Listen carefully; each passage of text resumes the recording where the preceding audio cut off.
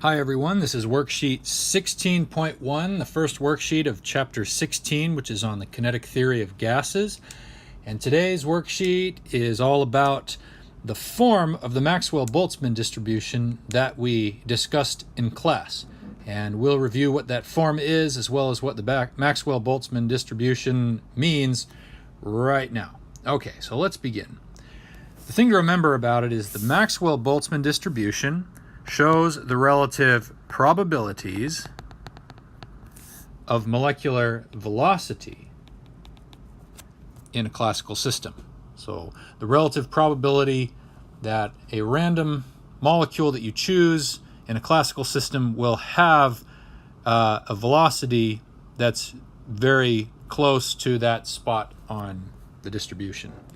And the form of the distribution is that we can separate the x, y, and z components. So if this function here represents the distribution of the speeds in the three different directions, it is merely a product of the individual distributions in each of those three directions. So it's the distribution of velocity in the x direction times the distribution of velocity in the y direction and the distribution of velocity in the z direction.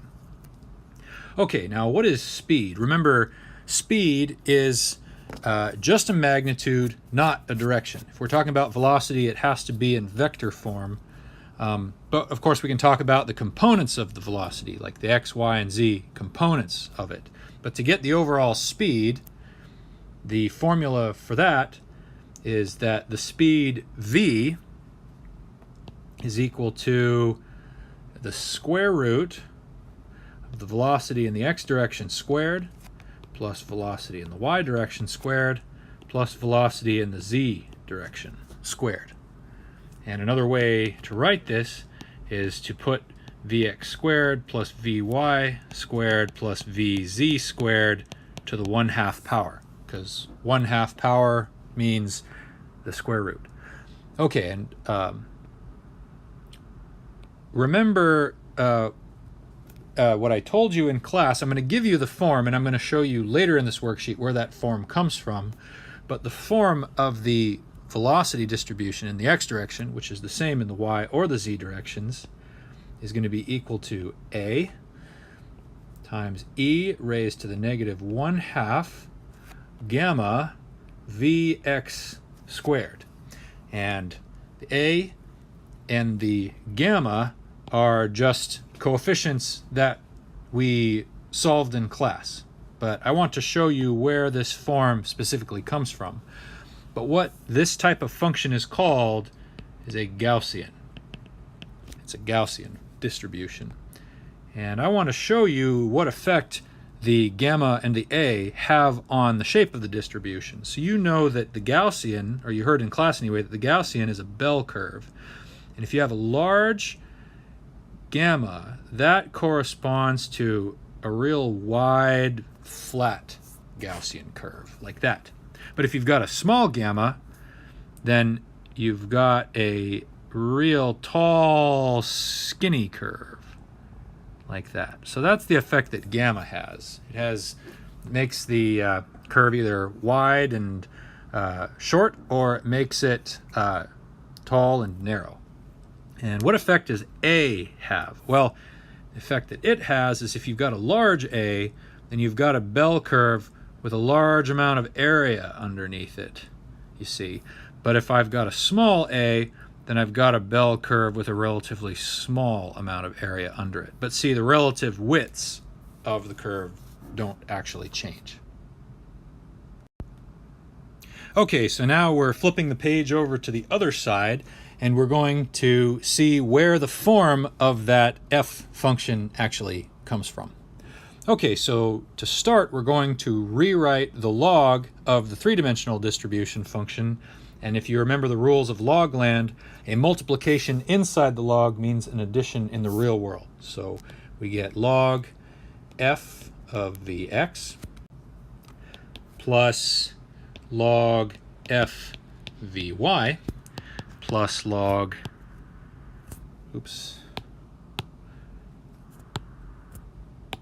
log f vz. All right. Now what we need to find is the partial derivative of log omega with respect to Vx, and we're going to keep Vy constant and Vz constant. Why don't you pause the video right now and see if you can do that? Go ahead and pause. Okay, I'm assuming that you've given it a try and either succeeded or failed. The key to getting this derivative is to recognize that only this term here is a function of Vx.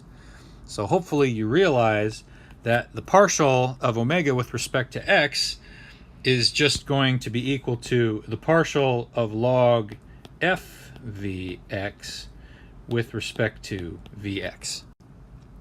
And now I'd like to point out one more thing it equals. It just so happens that it equals the single derivative of omega divided by, or dv for the speed, times the partial of speed with respect to velocity in the x direction, keeping the velocity in the y direction and the z direction both constant. And this should make sense to you. If you think about canceling out both of those terms, then we could get back our original expression right there. So the next step is going to be finding the derivative of the speed with respect to velocity in the x direction. And you may have to look back at the previous page to see the definition of the speed in terms of the velocity components. Why don't you go ahead and look back and try to find that derivative right now. Give it a try. Go ahead and pause the video. Okay, I'm assuming that you paused the video and gave the derivative a try. So I'm going to show you right now what the answer is that you should have got. The 1/2 power comes down in front and gets multiplied in the front, and the inside gets left alone for now because we're using the chain rule. And now it's to the 1/2 power because we subtracted 1. And then we multiply times the derivative of the inside, which is 2Vx. And you can see that the 2 and the 1/2 just cancel out. And then this is going to be 1 over V, right? So this whole expression just becomes Vx over V, which is pretty interesting. So now we can say that d log omega with respect to speed times Vx over V is equal to d log f Vx dVx. Okay, now let's get all of the same variables on the correct side of these functions. I'm going to multiply both sides here by 1 over Vx, 1 over Vx, and that's going to cause this x to cancel out, and then I'm just left with just this expression here, and I could repeat this entire procedure with the velocity in the y direction and also in the z direction, and I would get just d log f v in the y direction, dvy over vy, and this would also just equal d log f vz dvz 1 over vz. And this is pretty interesting. All of those just equal each other, even though they're functions of different variables. And this has an interesting mathematical connotation that may require a little bit of thought, but it's true. It turns out that all of these must equal a constant, if that is true. Why is that? Well, the reason why is because all of these are functions of independently changing variables, so the only possible way for these to be equal to each other, no matter how the variables change, just imply that they are all equal to a constant. And we can call that constant negative gamma. You may have to think about that for a while for that to make sense. But I'm going to explain where the negative sign comes from in a second, but it turns out that that's the only way to get a valid normalizable Gaussian function, the actual bell curve function that we're looking for. So now let's figure out what the derivative of log f vx with respect to vx is supposed to equal. I could rewrite that derivative in the following form: d dvx of log f vx is equal to 1 over f vx df vx with respect to vx. And this one's kind of tricky, but you may want to pause and give it a try and verify that it's actually true. It involves using the chain rule. First we get the derivative of the log, then we get the derivative of the interior of the log, and we multiply those two times each other. And we can now say that negative gamma, which is equal to this expression here, just equals 1 over f vx times vx partial f vx partial vx, like so. And now I'm going to algebraically rearrange this equation here and bring all the relevant variables to the side they belong. And I get df over f, which is still a function of vx, I'm just leaving it out for now, equals negative gamma vx dvx. And this is a differential equation that I can just integrate both sides and get the solution to the differential equation. I get that log f is equal to negative 1/2 gamma vx squared plus some constant. Great. Now if I want the answer in terms of f, then I have to raise both sides of this equation, or raise e to both sides of this equation.